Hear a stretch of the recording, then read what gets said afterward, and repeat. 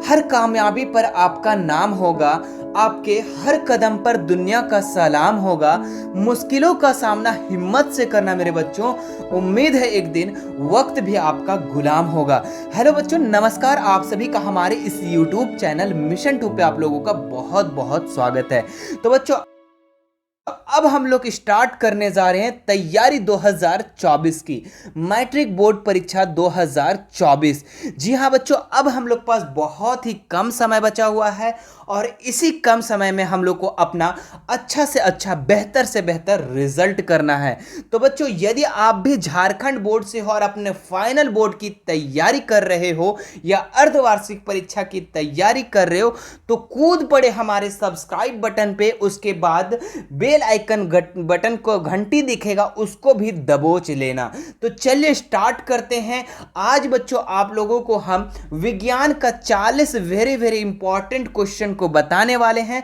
और ये बच्चों आप लोग का विज्ञान का पहला वीडियो है, मॉडल पेपर सेट 1। ठीक है, बहुत सारे इसी तरीके से आप लोग को मॉडल पेपर दिया जाएगा हमारे चैनल पे बच्चों, तो घंटी को जरूर से जरूर दबा लेना।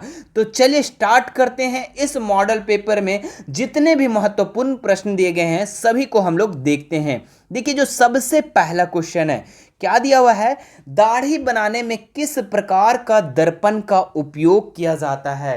तो बच्चों, आपके पापा या भैया या आप जब दाढ़ी बनाने सैलून जाते होगे तो उसके आगे एक दर्पण, मिरर लगा हुआ होगा। तो वो कौन सा दर्पण है बच्चों? तो वो आपका अवतल दर्पण है। आप याद रखेंगे, दाढ़ी बनाने समय में या फिर हजामत, हजामत भी कहीं कहीं लिखता है, तो हजामत बनाने समय जो दर्पण का प्रयोग होता है ना, वो अवतल दर्पण का होता है। चलिए बढ़ते हैं नेक्स्ट क्वेश्चन में। गोलीय दर्पण में फोकस दूरी और वक्रता त्रिज्या के बीच का संबंध है ना, फोकस दूरी और वक्रता त्रिज्या के बीच का रिलेशन पूछ रहा है बच्चों। तो इसका जो फॉर्मूला होता है F बराबर R/2। ठीक है, जो बच्चों फोकस दूरी होता है ना, वो त्रिज्या का आधा होता है। ठीक है, आपका इस तरीके से भी कभी कभी लिखा रहेगा, कभी कभी बच्चों आप लोग का इस तरीके से भी लिखा रहेगा। ये R यहीं पे रहेगा, 2 इधर चला जाएगा, तो 2F बराबर R। ठीक है, तो इस तरीके से भी कहीं कहीं लिखा रहेगा, तो आपको कंफ्यूज नहीं होना है। ठीक है, तो इसमें बच्चों आप लोग का ऑप्शन नंबर 20 का बिल्कुल सही हो जाएगा। बढ़ते हैं तीसरा नंबर प्रश्न में। क्या लिखा हुआ है? प्रकाश के अपवर्तन की क्रिया में कौन सी भौतिक राशि अपवर्तित रहती है? तो जब प्रकाश का अपवर्तन होता है तो उस समय कौन सी राशि जो बच्चों जो नहीं चेंजेस होता है। ठीक है, तो वेग भी चेंज होता है, तरंग दैर्घ्य भी होता है, लेकिन जो आवृत्ति होता है ना बच्चों, फ्रीक्वेंसी, वो चेंज नहीं होता है। ऑप्शन नंबर ए इसका बिल्कुल राइट हो जाएगा। 4 नंबर क्वेश्चन देखो, अवतल दर्पण से प्रवर्तन के बाद किरण किस बिंदु से होकर गुजरेगी? ठीक है, तो अवतल दर्पण से जब प्रवर्तन होता है बच्चों, ठीक है, जब कोई भी किरण को भेजा जाता है तो वो फोकस से होकर, जैसे कि बच्चों आप लोग को मान लो कि ये दर्पण है, यहाँ से कोई, और ये बीच में मुख्य अक्ष है। ठीक है, यहाँ पे आपका क्या होता है? C होता है और बीच में F होता है। मान लो यहाँ से कोई फोकस आया तो हमेशा का हमेशा ये फोकस से कटकर गुजरेगा बच्चों, ये अवतल दर्पण में। ऑप्शन नंबर 20 का बिल्कुल राइट हो जाएगा। ठीक है, वीडियो मजा आ रहा है ना, तो एक फटाक से जल्दी से लाइक कर दो। ठीक है, और आप लोग शेयर करने में कमी करते हो, थोड़ा शेयर किया करो। बढ़ते हैं नेक्स्ट क्वेश्चन में, 5 नंबर में। क्या लिखा हुआ है? किसी दर्पण से वस्तु को कहीं भी रखने से वस्तु के बराबर आकार का सीधा प्रतिबिंब बनता है तो दर्पण होगा।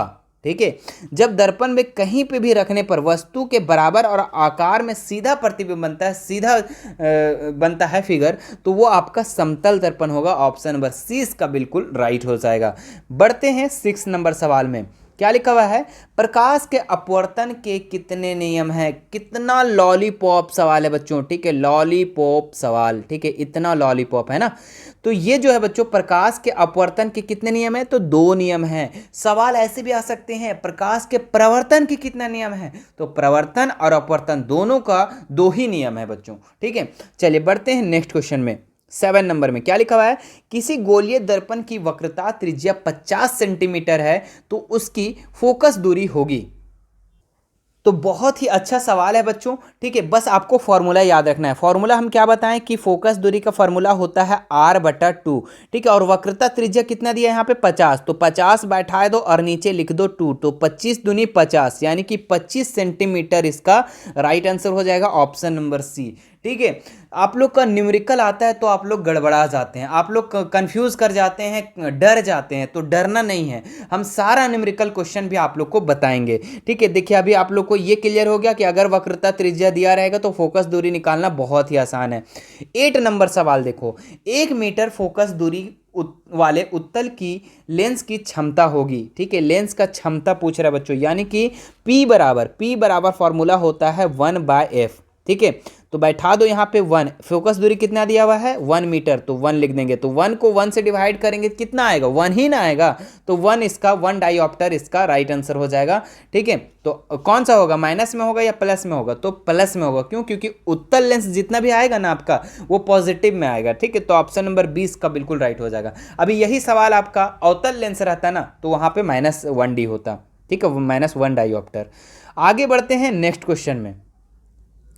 किसी उत्तल लेंस की फोकस दूरी हमेशा होती है, तो वो हमेशा का हमेशा पॉजिटिव होती है बच्चों, ऑप्शन नंबर ए। अभी हमने जस्ट बताया कि ये उत्तल लेंस की फोकस दूरी क्या होती है, पॉजिटिव, है ना। और अवतल लेंस की फोकस दूरी क्या होगी ये आप हमें नीचे कमेंट करके बता दो। ठीक है, अवतल लेंस की फोकस दूरी क्या होगी, नेगेटिव होगी या पॉजिटिव या फिर 0। आगे देखो 10 नंबर सवाल, प्रकाश का वेग न्यूनतम होता है। ठीक है, तो प्रकाश का वेग न्यूनतम सबसे कम किस में होता है बच्चों, तो ठोस में होता है। तो ठोस कौन सा है यहाँ, कांच। तो कांच में जो होगा इसका वेग जो होगा वो कम होगा, है ना। और सबसे ज्यादा जो वेग होगा बच्चों वो आपका निर्वात में होगा, ये भी आप याद रखेंगे। ठीक है, याद रखना, प्रकाश का वेग सबसे अधिकतम किस में होता है, तो निर्वात में, और सबसे न्यूनतम किस में होगा, तो ठोस में होगा, कांच में होगा। 11 नंबर सवाल देखो, 4D क्षमता वाले अवतल लेंस की फोकस दूरी होगी। ठीक है, तो 4D क्षमता वाले मतलब P दे रखा है बच्चों यहाँ पे। ठीक है, क्या दिया हुआ है, P दिया हुआ है 4। ठीक है, 4 डायोप्टर। ठीक है, अवतल लेंस की फोकस दूरी निकालना है। ठीक है, तो क्या होता है P, यहाँ फोकस दूरी निकालना है ना, तो F बराबर एक फॉर्मूला होता है 1/p। क्या होता है, F बराबर फॉर्मूला 1/p। तो लिख दो यहाँ 1 और P कितना दिया हुआ है 4, तो 4 लिख दो। ठीक है, अब इसको हम जब डिवाइड करेंगे तो आ जाएगा मेरे पास 0.25। कितना आ जाएगा, 0.25।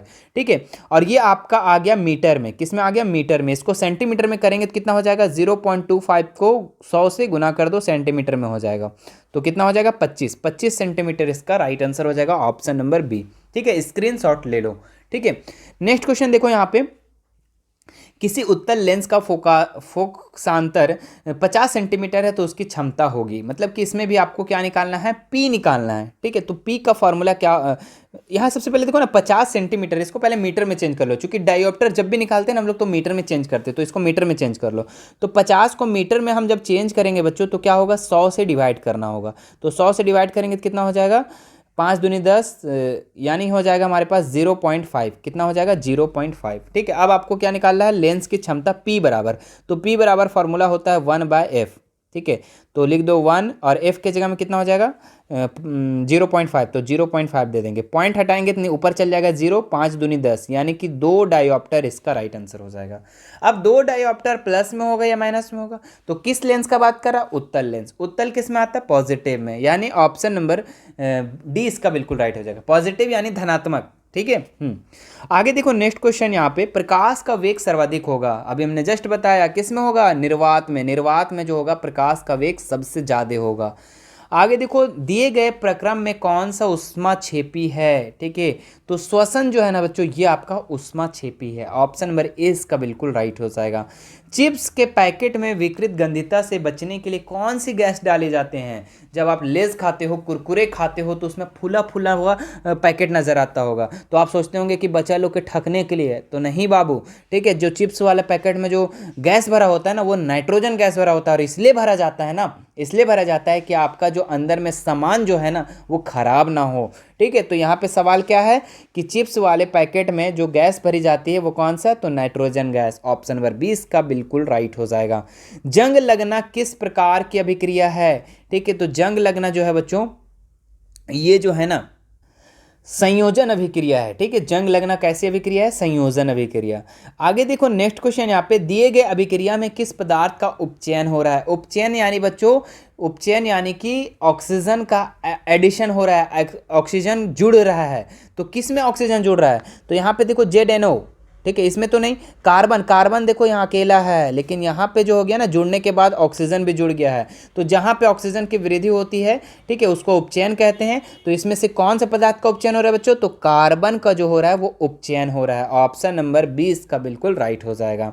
ठीक है, आगे देखते हैं नेक्स्ट क्वेश्चन। यहाँ पे दिए गए कौन सा समीकरण संतुलित है? ठीक है, तो संतुलित आप लोग को करना तो आ रहा होगा बच्चों। ठीक है, देखो कैल्शियम एक है, यहाँ भी कैल्शियम एक है, ऑक्सीजन यहाँ देखो एक और दो, नहीं दो, दो और दो चार, यहाँ पे कितना, तीन और एक चार, बिल्कुल है। ठीक है, और हाइड्रोजन यहाँ पे देखो दो है, यहाँ पे भी हाइड्रोजन आपका दो है। ठीक है, तो यानी कि बच्चों आप लोग का ऑप्शन नंबर ए जो है ना, ये संतुलित रासायनिक समीकरण है। आगे देखते हैं नेक्स्ट क्वेश्चन। यहाँ पे दिए गए चित्र में कौन सी अभिक्रिया हो रही है?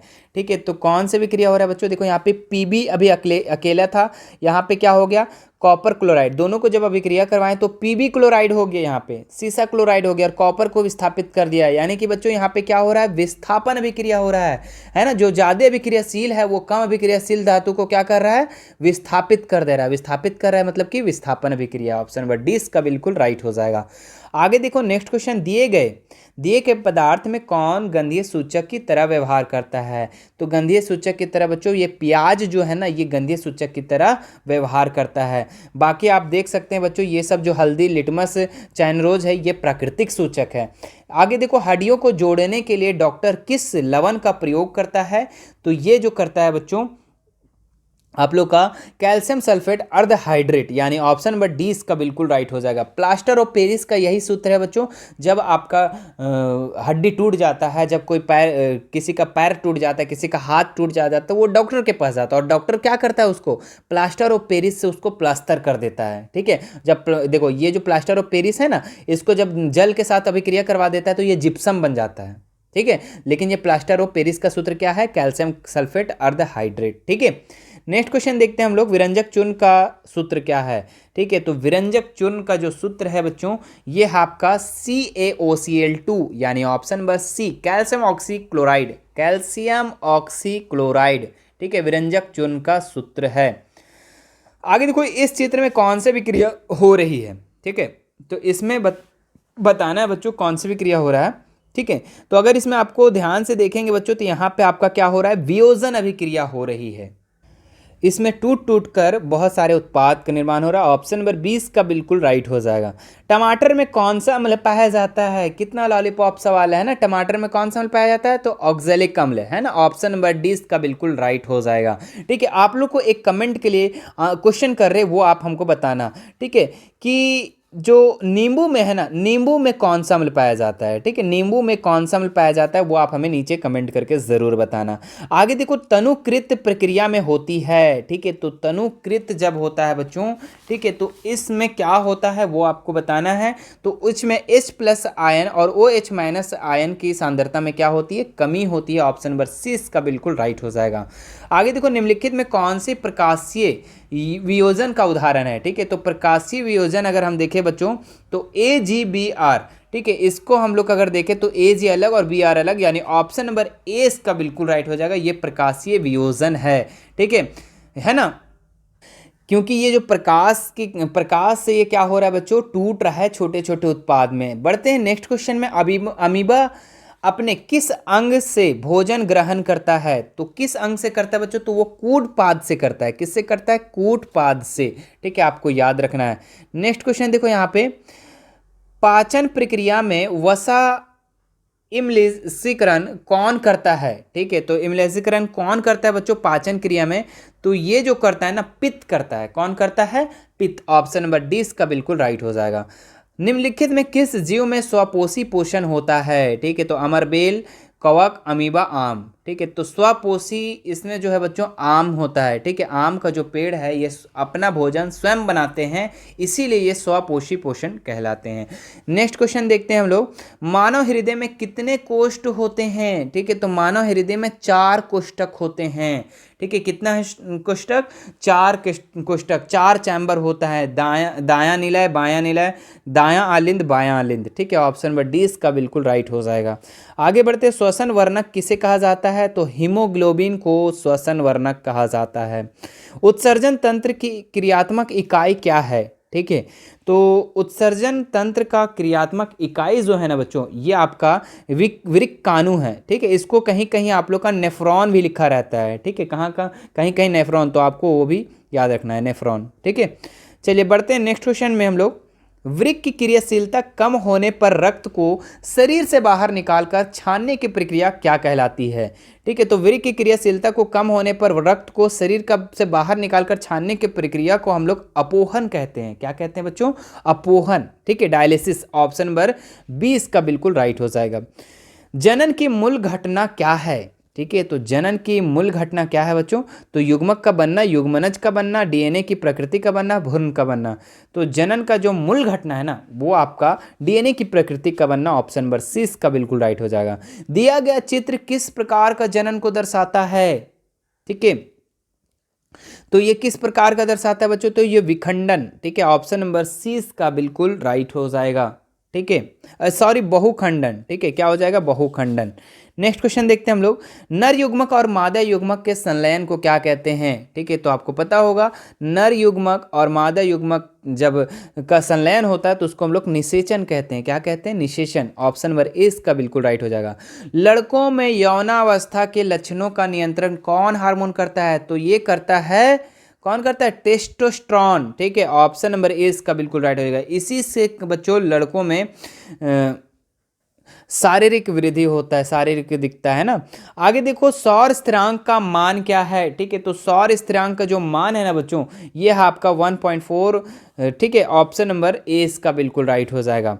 आगे देखते हैं हम लोग, जैव गैस का मुख्य घटक क्या है? ठीक है, तो जैव गैस का जो घटक है ना, वो क्या है? मीथेन है। ऑप्शन नंबर डी इसका बिल्कुल राइट हो जाएगा। आगे देखते हैं, ये है आपका लास्ट सवाल। ठीक है, क्या लिखा हुआ है? महासागरीय तापीय ऊर्जा प्राप्त करने के लिए महासागर के पृष्ठ के जल का ताप और 2 मीटर की गहराई के जल के ताप में कितना अंतर होना चाहिए? ठीक है, तो ये कितना अंतर होना चाहिए बच्चों? तो 20 से 25, यानी ऑप्शन नंबर ए इसका बिल्कुल राइट हो जाएगा। ठीक है, तो बताइए सबसे पहले कि वीडियो कैसा लगा बच्चों? ठीक है, क्या आपको भी ये इस तरीके से तैयारी करना पसंद है? तो नीचे ज़रूर कमेंट करना कि सर इसी तरीके से साइंस, सोशल साइंस, मैथ सारा का सारा मॉडल पेपर आप करवा दीजिए। मेरे प्यारे बच्चों, आप लोगों की तैयारी के लिए हमारे पास बहुत सारे मॉडल पेपर है, लगभग 10 से 12 से 13 मॉडल पेपर है। आपको जब तक एग्ज़ाम नहीं होता है, ठीक है, तब तक आप लोग को मॉडल पेपर यहाँ इसी चैनल के माध्यम से दिया जाएगा और सारा का सारा इंपॉर्टेंट क्वेश्चन होगा। आपका प्रैक्टिस भी बना रहेगा और बहुत ही अच्छा एग्जाम जाने वाला है। ठीक है, आप लोग बच्चों ये भी जो भी हम मॉडल पेपर करवा रहे हैं, आपका 3 से 4-5 साल का प्रीवियस मॉडल पेपर आप लोग को पूरा का पूरा कंप्लीट करवा दिया जाएगा इसी तरीके से। ठीक है, और मेरे प्यारे बच्चों, आप अगर प्रीवियस ईयर क्वेश्चन, ठीक है, PYQ अगर देखना चाहते हैं, प्रीवियस ईयर क्वेश्चन, देखिए तैयारी करने का सबसे बेस्ट तरीका क्या होता है पता है आप लोग को? नहीं पता। ठीक है, तैयारी करने का सबसे बेस्ट तरीका होता है प्रीवियस ईयर क्वेश्चन करना। पिछले साल का 2-3 साल का प्रीवियस ईयर क्वेश्चन कर लेना, इससे आपको एक मोटा मोटी आइडिया मिल जाएगा कि सवाल जो आते हैं वो किस तरीके से आते हैं, किस लेवल पे आते हैं। और बहुत सारे सवाल जो होते हैं ना, वो रिपीट किया जाता है। तो सबसे पहला तरीका हमने क्या बोला कि प्रीवियस ईयर क्वेश्चन करना। फिर दूसरा क्या बच्चों? तो दूसरा आपका model paper, previous model paper. तो मैं इसी चैनल के माध्यम से बच्चों आप लोगों को 5 साल का, ठीक है, 5 साल का मॉडल पेपर आप लोगों को इसी चैनल पे करवा देंगे। 5 ईयर का मॉडल पेपर। जैसे कि अभी हम लोग मॉडल पेपर 1 को किए, तो 12-13 मॉडल पेपर जब करा देंगे तो सारा का सारा आप लोग को वहाँ पे कंप्लीट हो जाएगा। ठीक है, तो ये आपका दूसरा हो गया, पहला प्रीवियस ईयर क्वेश्चन, दूसरा प्रीवियस मॉडल पेपर। उसके बाद बच्चों जो करंट का मॉडल पेपर जो जारी होगा 2023 और 24 सेशन के बच्चों के लिए, उनको भी इसी चैनल के माध्यम से करवा दिया जाएगा। ठीक है, तो ये तीसरा हुआ। ठीक है, उसके बाद हमारे चैनल के माध्यम से जितने इंपॉर्टेंट क्वेश्चन दिए जाएंगे सभी का सभी आप लोगों को देखना है और बढ़िया से बढ़िया रिजल्ट करना है। तो बताओ बच्चों कि आपको ये तैयारी का तरीका कैसा लगा? ठीक है, जिस तरीके से आप लोग को 9th में हम तैयारी करवाए हैं, उसी तरीके से आप लोग को 10th में भी तैयारी करवाएंगे, ये हमारा वादा है। तो मेरे प्यारे बच्चों, आप लोग से हम कुछ नहीं मांगते, बस इतना ज़रूर मांगते हैं कि आप लोग ना शेयर ज़रूर से ज़रूर कर दो, ज़्यादा से ज़्यादा शेयर करो। ठीक है, बस एक बार ना बता दो कि इस चैनल पे तैयारी करवाया जा रहा है। ठीक है, सभी बच्चों को, झारखंड के जितने भी बच्चे हैं उन सभी बच्चों को पता होना चाहिए कि मिशन 2 में तैयारी करवाया जा रहा है। तो आप लोग बस इतना किसी को बता दो, बार बार आप वीडियो को मत शेयर करो, बस एक बार कर दो कि इस चैनल बहुत अच्छा है। जो भी है आपको अगर पसंद आता है, ठीक है, ऐसा ज़रूरी नहीं है, आपको अगर हमारा चैनल पसंद आता है, आपको हमारा पढ़ाने का तरीका पसंद आता है, तभी शेयर करना, तभी बताना किसी को, वरना मत बताना, कोई बात नहीं मेरे लिए। ठीक है, और बता ज़रूर देना, अगर उसको पसंद होगा तो देखेगा, नहीं पसंद होगा तो नहीं देखेगा। जिसको अच्छा करना है, जिसको पढ़ना है, ठीक है, वो देखेगा, जो नहीं पढ़ना है मत नहीं देखेगा। ठीक है, तो थोड़ा से थोड़ा आप लोग शेयर करने में हमारी मदद करें। ठीक है, और अभी बच्चों आप लोग को जिस तरीके से हम आप लोग को पढ़ा रहे हैं, हो सकता है आप लोग अगर हमारी मदद करेंगे तो आप लोगों को हम अपने फेस टू फेस आप लोगों को पढ़ाना स्टार्ट कर देंगे, और जल्दी से जल्दी आप लोगों के लिए लाइव, डेली लाइव भी लेकर के आएंगे। ठीक है, तो चैनल को सब्सक्राइब नहीं किए हैं तो सब्सक्राइब कर लो, घंटी को बटन दबा लेना। ठीक है, और मेरे प्यारे बच्चों अगर आप हमसे जुड़ना चाहते हैं तो हमारा इंस्टाग्राम, टेलीग्राम और व्हाट्सअप ग्रुप और व्हाट्सअप चैनल का लिंक मैं डिस्क्रिप्शन में डाल दिया हूं, वहां से आप हमसे जुड़ सकते हैं और बेझिझक कोई भी सवाल कर सकते हैं। ठीक है, और आप लोग वेट करते हो अगर इसी का साइंस का मॉडल पेपर सेट 2, तो नीचे ज़रूर सेट 2 को लिख देना। अगर वीडियो को बाद में देख रहे हैं तो आप सेट 2 भी आप हमारे चैनल पर अपलोडेड मिलेंगे। ठीक है, आपको यहाँ पे आपको एंड स्क्रीन में सेट 2 दिख जाएगा, वहाँ पर आप क्लिक करके सेट 2 को भी देख सकते हैं। चलिए फिर मिलते हैं नेक्स्ट वीडियो में। Thank you so much.